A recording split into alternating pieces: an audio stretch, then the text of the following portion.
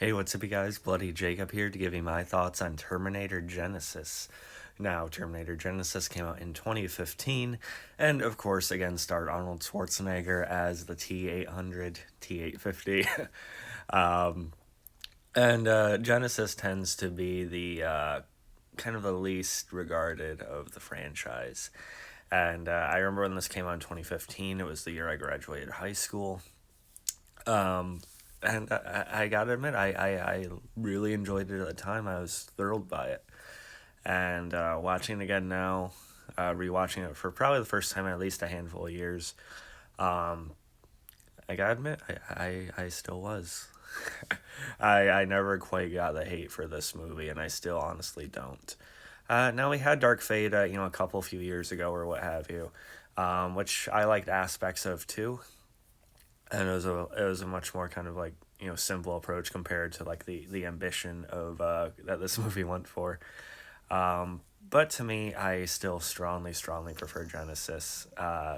There's obviously a lot more creativity and imagination, and like I said, ambition in the writing of the story. Like it or not, there's just I guarantee you a lot more time spent on crafting the plot for this. And I really don't think it's as confusing as people try to make it seem. It is a lot, so it can seem kind of messy on the surface. But for me, it was a lot more engaging, a lot more interesting. Um, you have Emilia Clarke and Jai Courtney as Sarah Connor and Kyle Reese, who I thought for a while were somewhat miscast, maybe still to some extent, at least with Emilia Clarke. Um, but in reading that, it came down to Emilia Clarke and Brie Larson particularly. I do think Emilia Clarke was the right choice on that end. And watching it this time, I gotta admit, I liked them both in the role quite a bit more than previous. Jai Courtney, I know, is kind of one of those, he was going to be a bigger star at one point than he ever became. But I got like decently endeared to him here. I didn't think he was bad. And just the dynamic that he develops with Emilia Clarke alongside the Guardian Pops, Arnold Schwarzenegger Terminator. I think there's a decent amount of time spent, and it kind of comes to fruition a bit. You also have like J.K. Simmons here in a smaller part as like someone who's possibly aware of some of what's been going on with all the timeline jumping and the at least the time period jumping. You have Jason Clarke as your John Connor here, who I want to think as John Connor, but I don't think he does a bad job either, especially as the role sort of expands, as it goes. You have Matt Smith, who I would have liked to have seen more of as like sort of the embodiment or the manifestation of Skynet. And I think we were probably going to see more of him had the movie gotten a sequel. But as it stands, it actually leaves off on a really good note. And what's funny that even though Dark Fate was more like critically well received, Genisys actually made about double the box office. But I don't know, man. I just really have a lot of fun with Genisys. There's a little arc here for Arnold's Terminator, and okay, is he actually capable of caring for Sarah?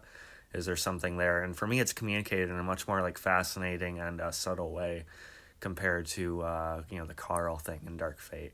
It's in my opinion a lot better done here. Um, there's some good action, really good action sequences. Actually, the CGI is very very solid all around. One of the best sequences, of course, being on the Golden Gate Bridge. Um, yeah, the confrontation between Arnold and a version of his original movie self, which was highly promoted, so that's not much of a spoiler. I'm not gonna give the biggest spoiler. Don't worry if you still haven't seen it. Um, but I don't know. I love Terminator Genisys. Honestly, I do. Uh, I said at least it kind of leaves off in a way that you can sort of just accept as like a good, really good bottle, timeline version of events, and kind of have it be left there. Um, Honestly, like on the right day, it's probably one of my two or three favorite Terminator movies, right alongside Terminator 2, the first, and Rise of the Machines. I used to watch that one a lot too.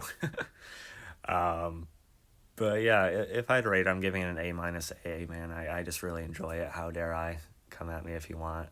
But I'm coming as someone who absolutely loves Arnold Schwarzenegger since I was a kid, wrote book reports on him and stuff like that. So this is coming from a genuine place, even if it's not yours. But yeah, let me you guys think about this one in hindsight now. And follow me on TikTok, of course, Twitter, Instagram.